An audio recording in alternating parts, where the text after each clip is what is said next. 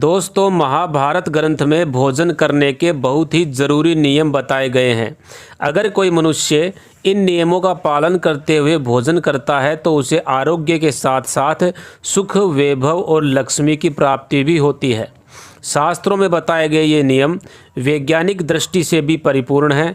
नियमानुसार भोजन करने पर मनुष्य सभी देवी देवताओं का आशीर्वाद प्राप्त करता है। आप भी इन नियमों का पालन जरूर करें। तो चलिए जानते हैं कि भोजन करने के क्या क्या नियम ग्रंथों में बताए गए हैं।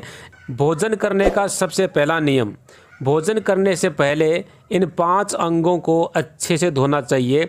जैसे दोनों हाथ, दोनों पैर और मुख को अच्छे से धोकर अन्न देवता और अन्नपूर्णा माता को नमस्कार करके उनको धन्यवाद देना चाहिए और सभी भूखे प्राणियों को भोजन प्राप्त हो ऐसी कामना ईश्वर से करें। तत्पश्चात भोजन ग्रहण करें।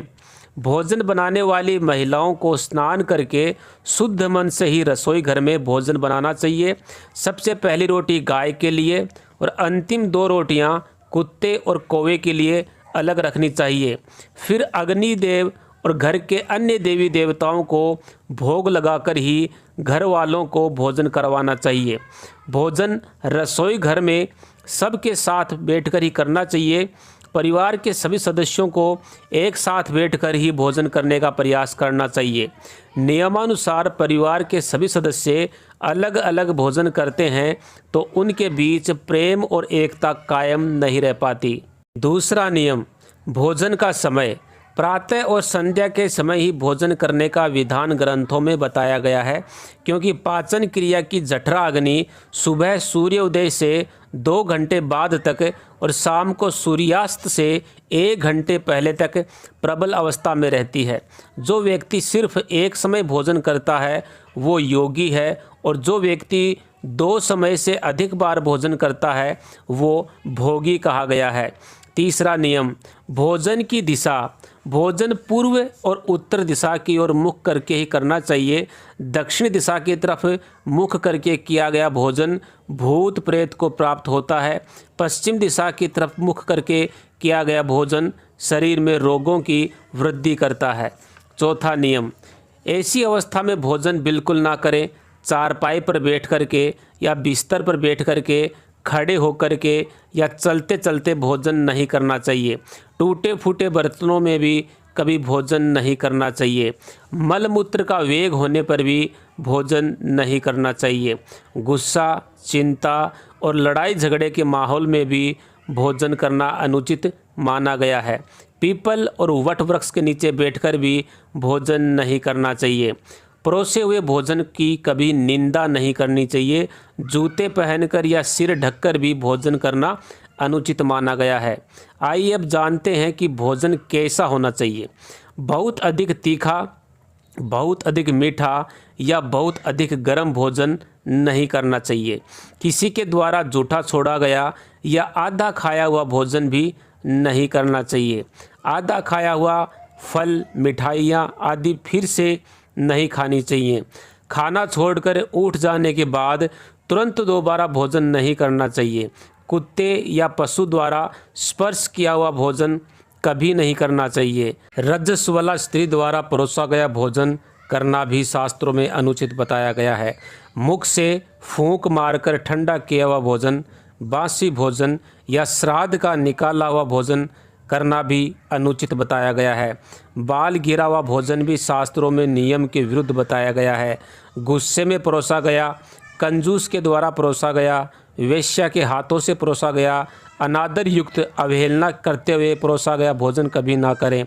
मांस मदिरा का धंधा करने वाले, ब्याज का धंधा करने वाले का भोजन कभी भी नहीं खाना चाहिए। अगला नियम कहता है, भोजन के समय मौन रहें। रात्रि के समय भरपेट भोजन ना करें। भोजन के दौरान बोलना आवश्यक हो तो केवल सकारात्मक बातें ही करें। भोजन करते समय किसी प्रकार की समस्या पर बात ना करें, किसी की निंदा ना करें। भोजन को जल्दी जल्दी ना खाकर चबा चबा करके खाएं। सबसे पहले मीठा, फिर नमकीन और अंत में कड़वा खाना चाहिए। थोड़ा भोजन करने वाले को आरोग्य, आयु, बल, सुख, सुंदरता, सुंदर संतान प्राप्त होती है। अगला नियम, भोजन के पश्चात क्या नहीं करना चाहिए। हाथ कभी भी थाली में ना धोएं। भोजन के तुरंत पश्चात पानी या चाय नहीं पिएं। भोजन के पश्चात बैठना, दौड़ना, शौच करना या घोड़े की सवारी आदि नहीं करनी चाहिए। भोजन के पश्चात क्या करें। दिन में भोजन के पश्चात टहलना चाहिए। रात्रि में भोजन के पश्चात 100 कदम टहलना चाहिए। फिर बाईं करवट लेटना और वज्रासन में बैठना चाहिए। इससे भोजन का पाचन अच्छे से होता है।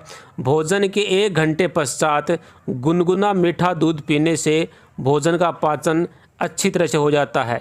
भीष्म पितामह द्वारा अर्जुन को दिए गए महत्वपूर्ण संदेशों में कहा गया है कि जिस भोजन की थाली को किसी का पैर लग जाए उस थाली का त्याग कर देना चाहिए। ऐसी थाली विष्ठा के समान त्याज्य होती है।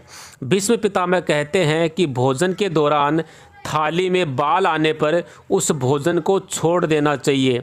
बाल आने के बाद भी खाए जाने वाले भोजन से दरिद्रता का सामना करना पड़ता है। भोजन की थाली को अगर कोई लांग जाए, उसके ऊपर से निकल जाए, तो ऐसे भोजन को भी कभी ग्रहण नहीं करना चाहिए।